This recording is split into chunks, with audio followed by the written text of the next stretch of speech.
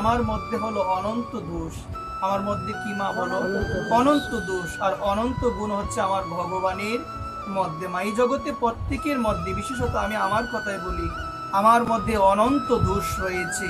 আমার মধ্যে অনন্ত দোষ। অনন্ত দোষ যেমন ভক্তির পথে বাধা, আবার শাস্ত্র আরেকটা কথা বললেন, অনন্ত গুণও ভক্তির পথে বাধা। অনন্ত গুণ, গুণ ভালো কিন্তু গুণের অহংকার ভালো নয়। গুণ ভালো বলছেন শাস্ত্র, অনন্ত দোষ ভক্তির পথে বাধা, আবার অনন্ত গুণও ভক্তির পথে বাধা। তো সুধীবৃন্দ, এটি আমাদের জানা প্রয়োজন যে আমি হলাম অনন্ত দোষী। আমার মধ্যে নানান ধরনের দোষ, কিন্তু আমার ভগবান অনাদিরাদি গোবিন্দ, তিনি হলো অনন্ত গুণ সম্পন্ন। এই প্রসঙ্গে খুব সুন্দর একটি দৃষ্টান্ত রয়েছে মা। বিনয় পত্রিকার মধ্যে একসময় গোস্বামী তুলসীদাস, উনি ভগবান শ্রী রামচন্দ্রের শ্রী রাজ্যে শ্রী সভার মধ্যে উপস্থিত হয়েছিলেন। উপস্থিত হওয়ার পরে সবার মধ্যে সবাইকে দেখার পরে, আমার ভগবানকে দেখার পরে, সেখানে লক্ষ্মণকে দেখার পরে, হনুমান আদি সবাই সেখানে উপস্থিত ছিলেন। তাদেরকে দর্শন করার পরে বিভীষণ আদি সবাইকে, যত ভক্ত ছিল সবাইকে দেখেছেন। দেখার পরে সেই গোস্বামী তুলসীদাস তিনি প্রণাম জানিয়েছেন। কি জানিয়েছেন? সবাই বলে প্রণাম জানিয়েছে। সবাইকে দেখার পরে প্রণাম জানানোর পরে মা, এটি ধ্যান দিয়ে শুনি আমরা। প্রণাম জানানোর পরে ভগবানের উদ্দেশ্যে বলছেন, ভগবান, তোমার এই সবার মধ্যে একটা জিনিসের অভাব রয়েছে, এবং সেই অভাবটা তুমি দূর করতে পারবে না, সেটা আমি দূর করতে পারবো। তোমার সেই অভাবটা আমি বিনে কেউ দূর করতে পারবে না। একজন বলে উঠলেন, কি কথা, ভক্তির কি এমন কথা, শুনো মা দেন দিয়ে। আমার ভগবান পারে না এমন কোনো কিছু আছে কি মা? অনন্ত কোটি বিশ্ব ব্রহ্মাণ্ডের মালিক হলো আমার ভগবান, আমার গোবিন্দ। আজকে গোস্বামী তুলসীদাস ভগবানের সভাতে গিয়ে ভগবানকে বলছে, তোমার রাজ্যে তোমার সভাতে একটি অভাব আছে, সেই অভাবটি আমি বিনে কেউ দূর করতে পারবে? একজন বলে উঠলেন যে, গোস্বামী তুলসীদাস, কি এমন আছে সবার মধ্যে যে আমার ভগবান রামচন্দ্র দূর করতে পারবে না? একমাত্র তুমিই পারবে। বলছে, দেখো, আমার প্রভুর অনন্ত নাম রয়েছে, সেই অনন্ত নামের মধ্যে একটা নাম হলো পতিত পাবন। একটা নাম কি বলি আমরা? পতিত পাবন।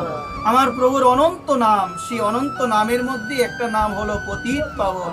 কিন্তু এই সভাতে যখন আসলাম, আমি এসে দেখি ভগবান রামচন্দ্রের পতিত পাবন নামের সার্থকতা এখানে হয় নাই। বলছে, কেন হয় নাই? বলছে, প্রভুর পাশে সভাতে যারা বসে আছে তারা সবাই প্রভুর সখা, প্রভুর নিজের কাছে জন, তারা তো কেউ পতিত নয়। তাহলে এখানে যদি কেউ পতিত নাই থাকে, তাহলে তো প্রভুর পতিত পাবন নামটা এখানে সার্থকতা পেল না। বলছে, পাবে কিভাবে? বলছেন, আমার মতো পতিত জগতে আর কেউ নাই। গোস্বামী তুলসীদাস বলছেন, আমার মতো পতিত, এই জন্যই তুই পদকর্তাগণ বলছেন, মু সম পতিত প্রভু না পাইবে আর। আমার মতো পতিত, আমার মতো হত দরিদ্র, আমার মতো হতভাগা জগতে আর কেউ নাই। আমার মতো হতভাগা জগতে কেউ নাই, আমার মতো পতিত আর কেউ নাই। আমি হলাম পতিত, আমি সব থেকে নিচু, আমার মতো পতিত এই ত্রিজগতে আর কেউ। গোস্বামী তুলসীদাস বললেন, আমি সভাতে এসে দেখি আমার প্রভু রামচন্দ্রের পতিত পাবন নামের সার্থকতা হয় নাই। বলছে, হবে কিভাবে? বলছেন, আমার মতো পতিত কেউ নয়। আমার প্রভু যদি আমাকে কৃপা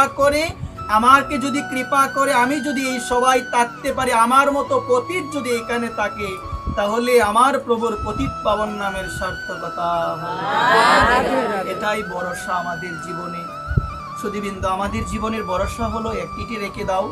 আমাদের জীবনের ভরসা হলো একটি, সেই একটি ভরসা হলো আমার ভগবান অনাদিরাদি গোবিন্দ, সর্বকারণের কারণ, সচ্চিদ আনন্দময় ভগবান। মা, ভগবান হলো পতিত পাবন, আমি পতিত মা। আমার অনন্ত দোষ, আমার মধ্যে অনন্ত দোষ রয়েছে মা, একটি দোষ নয়। আমার দোষ গণনা করলে সেটি গণনা করাও শেষ হবে না, গণনা করেও সেটি শেষ হবে না, এমন দোষ রয়েছে। কিন্তু এই জায়গায় ভরসা একটাই। গীতায়ও বলছেন, অপি চেদুষী পাপৈব সর্বৈব পাপকৃত্যম। ভগবান গীতায় জানালেন, অর্জুন, তুমি যদি পাপী থেকেও পাপী হও, তুমি যদি আমার চরণের শরণ নাও, আমি তোমার সমস্ত পাপ থেকে তোমাকে মুক্ত করে। ভগবান শোনালেন, আমি পাপী, একটা ভরসা, তিনি পতিত পাবন, তিনি আমাকে কৃপা করবে। আমার মতো পতিত কেউ নাই, কিন্তু এই বিশ্বাস, আমার প্রভু আমার মতো পতিতকে তিনি তার কৃপা বাড়ি বর্ষণ করবে। এই জন্য দেখো মা, শাস্ত্র এটাই বলছেন যে আমরা অনন্ত দোষে পরিপূর্ণ। আমরা বললে ভুল হবে, বিশেষত আমি অনন্ত দোষে পরিপূর্ণ, কিন্তু আমার যদি বিশ্বাস হয় গোবিন্দ নামে, গোবিন্দের চরণে যদি তমেব শরণং গচ্ছ সর্বভাবেন ভারত, যদি শরণ আমরা নিতে পারি। গোবিন্দ গীতায় অভয় বাণী শুনিয়েছেন, ভগবান বলছে মা ভয়, কোনো ভয় নাই, আমি তোমাদেরকে এই মৃত্যুময় সংসার সাগর থেকে অচিরাত আমি উদ্ধার করব। এই জন্য মা, আপনাদের রাতুল চরণে আমি নিবেদন করে বলবো মা, গুণ টাকা ভালো, কিন্তু গুণের অহংকার টাকা ভালো না। নয়।